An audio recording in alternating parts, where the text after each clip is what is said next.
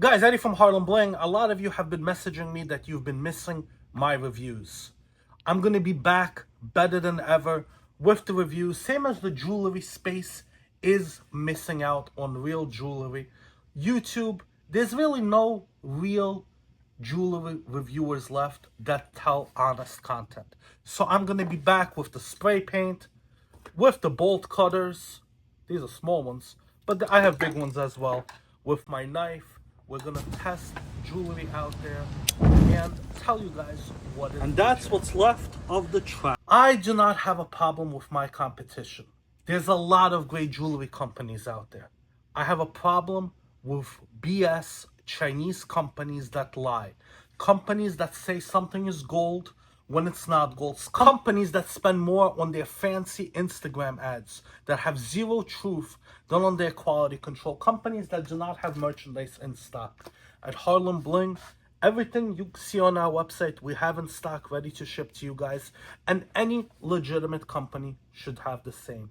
Today we're going to review a company that was actually started by a friend of mine, an old friend of mine. We met in Vicenza Oro at a jewelry show, and he's a young kid. I told him from the very beginning, you're going to be able to do great things because you're very creative and you have the mindset of providing customer service to the people. Jewelry brands should start with how they treat their customers, like we do at Harlembling. I ordered, this is not a sponsored ad, I spent a few $100s on this, from ItaliaChains. ItaliaChains, I can vouch for, makes all the jewelry themselves. They're not like these other Cubano approved jewelers out there that sell fake stuff. They sell the real stuff. They ship from the United States. They've actually been in business for a while, but they just started their website selling directly to the consumer. So this is how the jewelry came. I got the most basic item, an 8mm silver rope chain. Nice packaging. The only thing I don't like, it's a little bit generic. The logo should have been a little bit bigger. But this is the packaging. Whoop, something fell.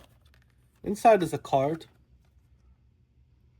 Mark, we gotta talk. You copied my card. They copied the same card that I have at Harlembling, but whatever, I'll give them slack. And this is the 8mm rope chain. Wow, this thing is nice.